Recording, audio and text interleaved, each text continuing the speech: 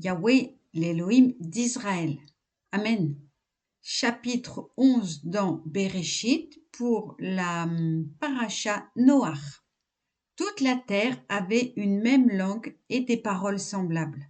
Or, en émigrant de l'Orient, les hommes avaient trouvé une vallée dans le pays de Sénaar et s'y étaient arrêtés. Ils se dirent l'un à l'autre: Ça, préparons des briques et cuisons-les au feu. Et la brique leur tint lieu de pierre et le bitume de mortier. Ils dirent: Allons, bâtissons-nous une ville et une tour dont le sommet atteigne le ciel.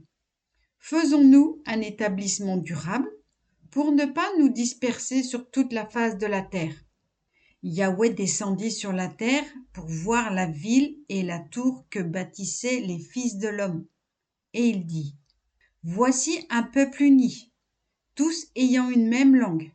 C'est ainsi qu'ils ont pu commencer leur entreprise, et dès lors, tout ce qu'ils ont projeté leur réussirait également.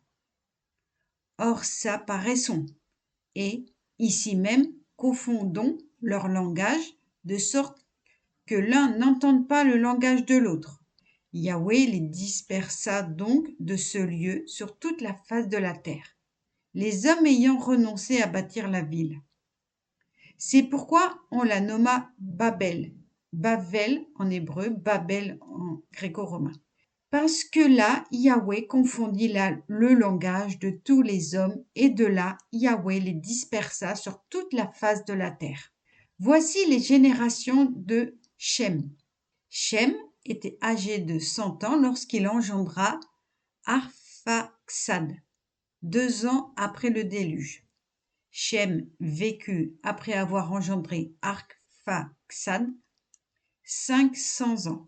Il engendra des fils et des filles. Arphaxad avait vécu 35 ans lorsqu'il engendra Shéla. Arphaxad vécut après la naissance de Shéla 403 ans. Il engendra des fils et des filles. Shéla, à l'âge de 30 ans, engendra Héber. Shéla vécut après avoir engendré Héber 403 ans. Il engendra des fils et des filles. Héber, ayant vécu 34 ans, engendra Péleg. Après avoir engendré Péleg, Héber vécut 430 ans. Il engendra des fils et des filles. Péleg, âgé de 30 ans, engendra Réou. Après avoir engendré Réou, Péleg vécut 209 ans. Il engendra des fils et des filles. Réou, ayant vécu 32 ans, engendra Séroug. Après la naissance de Séroug, Réou vécut 207 ans. Il engendra des fils et des filles. Séroug, ayant vécu 30 ans, engendra Nakor. Après la naissance de Nakor, Séroug vécut 200 ans. Il engendra des fils et des filles. Nakor, âgé de 29 ans, engendra Taré. Nakor vécut après avoir engendré Taré 119 ans. Il engendra des fils et des filles.